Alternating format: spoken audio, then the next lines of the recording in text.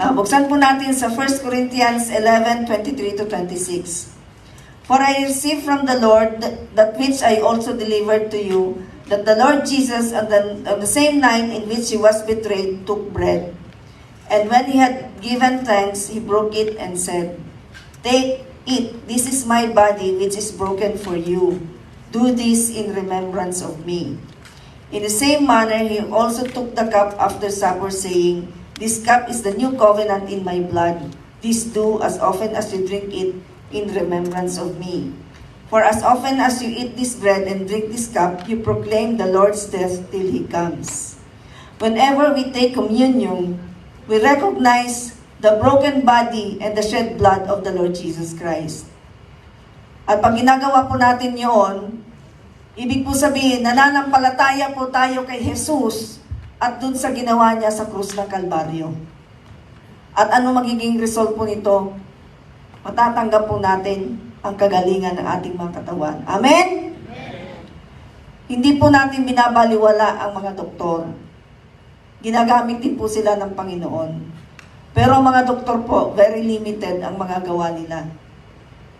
Pag meron to tayong nararamdaman sa dibdib, pupunta tayo sa cardiologist. Pag sinabi natin, ay may nararamdaman din po ako sa tiyan, sasabihin ng cardiologist, punta ka sa gastroenterologist.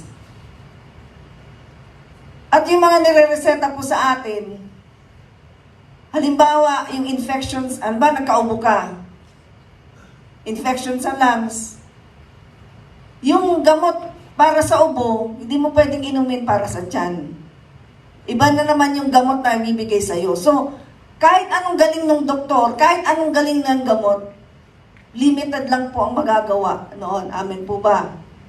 Pero ang Panginoong Jesus, unlimited po ang magagawa.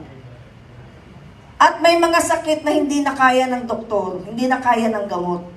Pero ang Panginoong Jesus, lahat ng sakit, lahat ng stages, cancer man yan, lahat ng stages, kayang pagalingin ng Panginoon. At ito pong communion elements, kahit ilang beses natin gawin na mag-communion, pwede. Wala pong overdose. Walang side effects. Amen po ba? Ganun po kakapangyarihan ng Panginoon. Walang limit ang magagawa ng Panginoon sa buhay natin. Tayo lang po ang nagbibigay ng limit sa Panginoon. Pero God is so powerful. Amen po ba? Kainin na po natin itong tinapay na simbolo ng katawan ng Panginoong Hesus.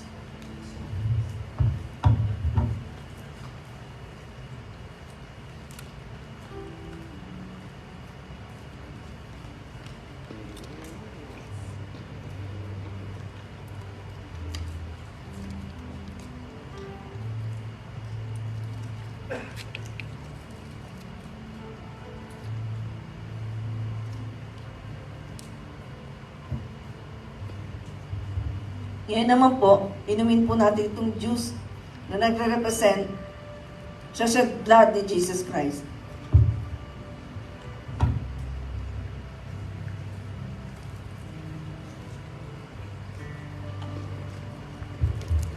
Tayo po ay manalangin.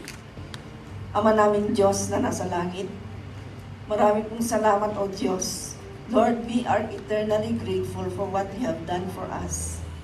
Thank you for giving your Son, Jesus Christ, to us, O Lord God.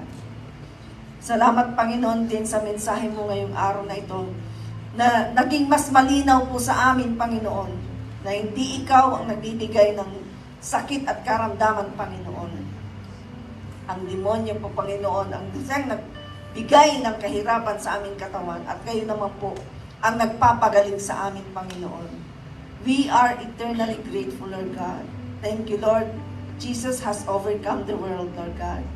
Dahil si Jesus ay overcomer, kami din po ay overcomer, Panginoon.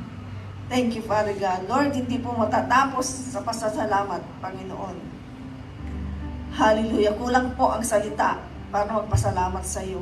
Who are we, Lord God, that you are mindful of us, O God. Salamat po, O Diyos. Father, thank you, Lord. We receive our complete healing, Father God. from the top of our heads down to the soles of our feet, up to the tips of our fingers. Thank you, Father God, for this day. In Jesus Christ's name we pray.